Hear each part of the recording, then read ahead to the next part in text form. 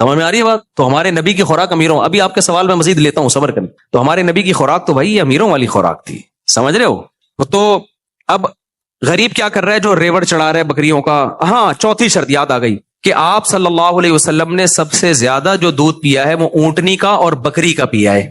ہمارے ہاں جو سب سے زیادہ پیا جاتا ہے گائے کا بھی نہیں بلکہ بھینس کا. سبحان اللہ. تو بنو گے کیا؟ بھینس بنو گے پھر. کیا بنو گے پھر بھائی؟ جو جانور ہے تو وہی بن جاؤ گے. تو پھر بھی نہ پینے سے بہتر ہے وہی پی لو، لیکن فوکس زیادہ بکری اور اونٹنی. اونٹنی کے دودھ تو زیرو فیٹ ہوتا ہے، اس میں ہے ہی نہیں فیٹ اس میں. تو یہ 4 شرطوں کے ساتھ دودھ پیا جائے تو پھر وہ دودھ ہے. ہم جو پی رہے ہیں وہ نہیں. تو یہ 4 شرطوں کے ساتھ امیر پیتا ہے یا غریب پیتا ہے؟ غریب. امیر کیسے پیتا ہے؟ آئیے ہم اس کی طرف آتے ہیں. امیر اول تو کھلا دودھ اب پینا ہی چھوڑ دیا امیر نے، وہ ڈبے کا دودھ پیے گا، پیکنگ کا.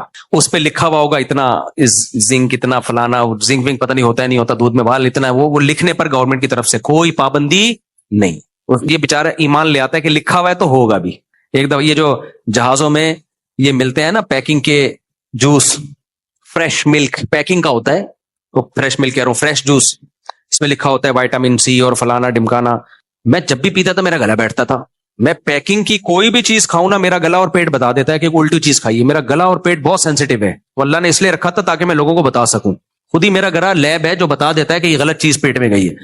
میں نے بڑی بڑی بہترین کمپنیوں کے پیکنگ کے جوس پی کے دیکھے ہیں، نہ کہیں جا کے اندر بتاتے ہیں کہ غلط چیز گئی ہے. آپ جوس پینا ہے اول تو جوس پیو نہیں، پھل کھاؤ. پینا ہے تو بھائی خود نکالو جوس پیو، وہ ہے خالص. اس کے علاوہ بکواس ہے جو بول رہے خالص.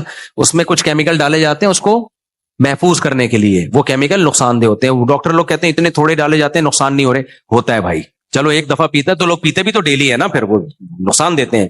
تو اس لیے یہ جوس موس سب ٹوپی ڈرامہ ہے.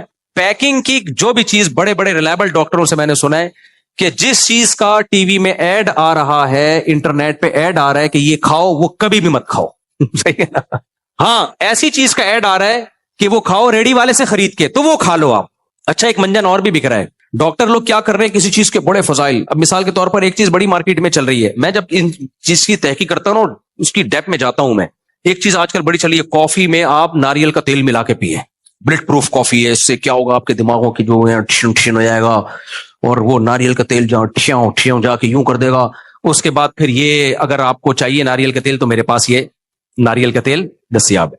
سارے فراڈی نہیں ہوتے اس میں، اچھے لوگ بھی ہوتے ہیں کہ چلو آپ نے فضائل سنائے اور اس کے بعد اپنی پروڈکٹ بیچے، جائز ہے یہ، لیکن فضائل تو صحیح سناؤ نا، فضائل تو صحیح سناؤ. یہ کیا ریسرچ سے یہ سب ثابت بھی ہے یا نہیں ہے؟ ہم جب بڑے بڑے ڈاکٹروں سے رابطہ ہوا انہوں نے کہا ٹوپی ڈرامہ ہے بھائی. کافی میں آپ ذائقے کے لیے آپ ناریل کا یا کوئی بھی تیل ملا کے پی لیں، ثواب ملے گا آپ کو، ذائقہ اچھا آ گیا.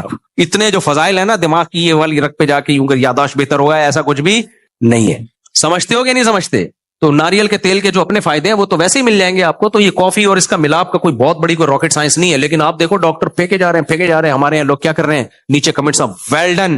جب آپ بڑے ڈاکٹروں سے رابطہ کرو گے امریکہ میں، جاپان میں، ان لوگوں سے، اب چونکہ ہماری تو اتنی پی آر بن گئی ہے تو وہ کہتے ہیں بھائی یہ منجن بک رہا ہے، یہ کسی کو اپنی پروڈکٹ بیچنی تھی گورے کو، اس نے یہ منجن چلا کے وہ تو مر گیا، اب اس کی پروڈکٹ مارکیٹ میں کیا کر رہی ہے، اب وہ دیسی ڈاکٹر جو ہے نا وہ منجن بیچ رہے ہیں. تو یہ یوٹیوب پہ فوراً بھروسہ نہ، اچھی باتیں بھی ہوتی ہیں یوٹیوب پہ، بعض ڈاکٹر بڑے ریلائبل ہیں، وہ بہت صحیح بات کر رہے ہوتے ہیں اور اپنی پروڈکٹ بھی بیچ رہے ہوتے ہیں، تو کوئی بات نہیں، آپ صحیح بات کر کے اگر پروڈکٹ بیچ دیں تو کوئی اعتراض. بھائی انہوں نے بتایا زیتون کے اتنے فائدے ہیں تو خالص زیتون ہمارے یہاں سے ملے گا، تو اس میں کوئی حرج نہیں ہے کہ آپ اپنا بزنس بھی کرو اور لوگوں کو صحیح بات بتاؤ. لیکن میجورٹی اس میں 2 نمبر ہی کر رہی ہے. وہ بزنس کے حوالے سے، بزنس اپنا مقصد ہوتا ہے، اس میں غلط ریسرچ ہوتی ہے، ان کو خود ریسرچ کا پتہ نہیں ہوتا. ایسے ڈاکٹر ہیں یوٹیوب پہ، انہوں نے بتایا امریکہ سے ریسرچ پیپر شائع ہوئے ہیں، اس میں یہ ہے، میں نے امریکہ میں ڈاکٹروں کو ریسرچ پیپر بھیجے، فون کیا ان کو بتایا، انہوں نے کہا ایسا کوئی، یہ شائع ہوئے تھے 50 سال پہلے جو ایکسپائر ہو گئے ہیں، اس پہ غلط ڈیٹ لکھی ہوئی ہے، یہ ابھی کے ہے نہیں، ابھی کے یہ پرانے ہیں اور ریجیکٹ ہو چکے ہیں یہ. تو اس لیے یوٹیوب پہ آپ 100% بھروسہ نہ کریں، وہاں سے معلومات لیں، لیکن معلومات لینے کے بعد ریلائبل ڈاکٹروں سے رابطہ کریں کہ یہ معلومات درست بھی ہیں یا نہیں ہے. تو میں جلدی سے بات کو سمیٹوں، ان کی بات کو ختم کروں، یہ بہت لمبا جواب دے دیا میں نے. تو بھائی اب کیا کر رہا ہے غریب آدمی؟ تو 100% صحیح دودھ پی رہا ہے، جو گاؤں دیہاتوں میں بکریاں چرا رہا ہے، تبھی وہ 100 سال جیتا ہے. صحیح ہے نا؟ اور خود بھی تو چل رہا ہے بکریوں کے ساتھ ساتھ، چلتا بھی ہے، واکنگ بھی کرتا ہے. امیر آدمی کیا کر رہا ہے؟ غریبوں والی خوراک کھا رہا ہے. وہ پیکنگ کا دودھ لے گا اور اس کے زبردست اشتہارات اور پھر یوں سفید چمکتا ہوا اور اس کو دکھایا جائے گا یہ پیا اور یہ ڈولے بن گئے. کچھ بھی نہیں بن رہا میرے بھائی. یہ سارے قبرستان جو اتنی اسپیڈ کے ساتھ بھر رہے ہیں نا, یہ ڈبے پہ سیٹ ہوئے ہوئے لوگ ہیں, یہ دیسی پہ سیٹ ہوئے ہوئے لوگ وہ لوگ نہیں ہے. تو ہمارے نبی نے, اچھا کارب بھی انسان کے, اناج بھی ضروری ہے. بعض ڈاکٹروں نے تو غلے کو, اناج کو نکال ہی دیا کہ بس پروٹین لو پروٹین لو. غلط ہے بھائی. پیغمبروں نے, تمام پیغمبروں نے روٹی کھائی ہے, اناج کھایا ہے. اس کے بغیر گزارا نہیں ہے انسان کا. انسان اپنی باڈی سے تھوڑی لڑ سکتا ہے, نیچر سے تھوڑی لڑ سکتا ہے, لیکن ہمارے نبی نے وہ اناج کھایا ہے جس میں کارب سب سے کم ہے, وہ ہے جو. کیا کھایا ہے؟ جو. آپ صلی اللہ علیہ وسلم جو کی روٹی کھاتے تھے, اس میں سب سے کم اور پیٹ کے لیے سب سے مفید ہے وہ. تو جو کا دلیا کھا لو, یا جو کی, میں بھی نہیں کھاتا, باتیں کر رہا ہوں میں.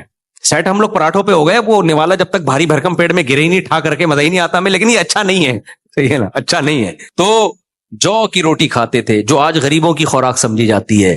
غریب بےچارے گاؤں دیہاتوں میں کوئی مکئی کی کھا رہا ہوتا ہے, کوئی جو کی کھا رہا ہوتا ہے. امیر لوگ کیا کھاتے ہیں؟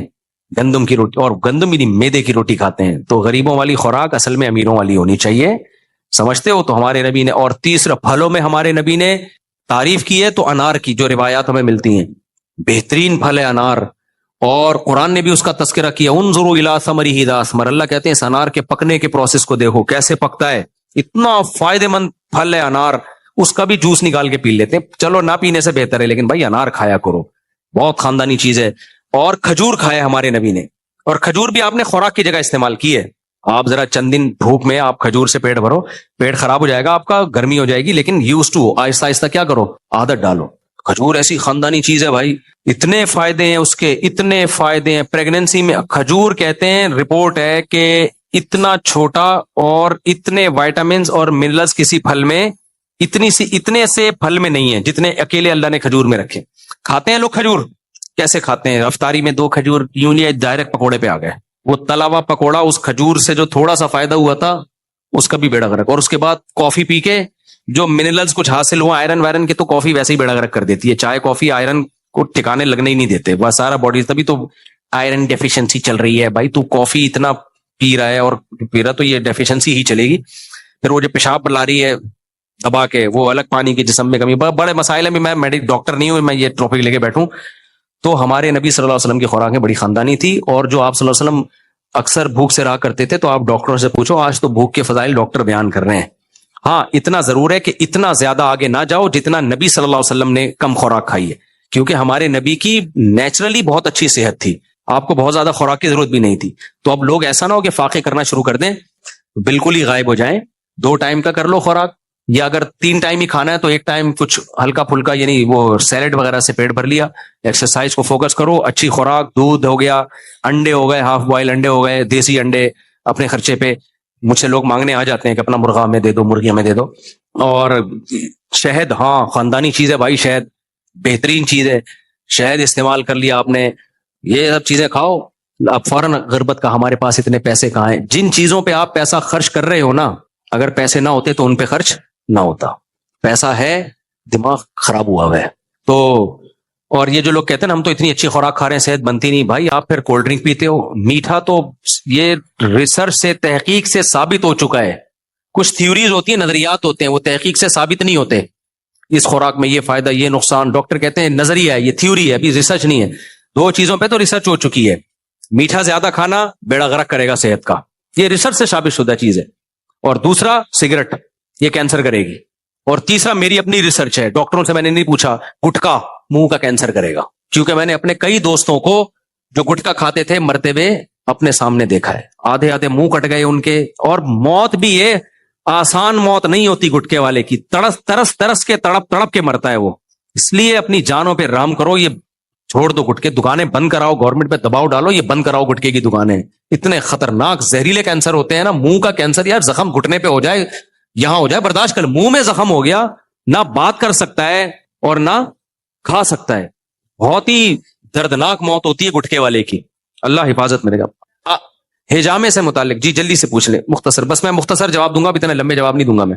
دیکھو ڈاکٹر امجد صاحب کی کتاب میں ایک بیماری کے 25 پوائنٹ اگر ہجامہ کے لکھے ہیں تو وہ ڈاکٹر صاحب کی تحقیق ہے, اس کو نبی کی طرف منسوب نہ کرو. ڈاکٹر امجد بہت نیک آدمی تھے, اللہ ان کی مغفرت فرمائے, میری بھی ان سے ملاقات ہوئی ہے, بہت اللہ والے, بڑا دین کی کام کیا انہوں نے. لیکن جب میڈیکل سائنس کی بات کریں گے تو ریسرچ ہوگی, تو اگر ان کی ریسرچ ہے تو ٹھیک ہے بھائی, لیکن اب جو ڈاکٹر جو حکیم اور ڈاکٹر بہت سارے کر رہے ہیں ان کو ہجامہ کی الف بے بھی نہیں پتا ہے. پاکستان میں جس کا کوئی روزگار نہ ہو تو وہ کام شروع کر دیتا ہے جو اس کی سمجھ میں آ رہا ہے, چاہے وہ اس کا ایکسپرٹ نہ بھی ہو. تو ہجامے کے آپ نے بہت سے شفا کے واقعات تو سنے ہوں گے, بہت سے مرے بھی ہیں, وہ تھوڑی واقعات لوگ بتاتے ہیں.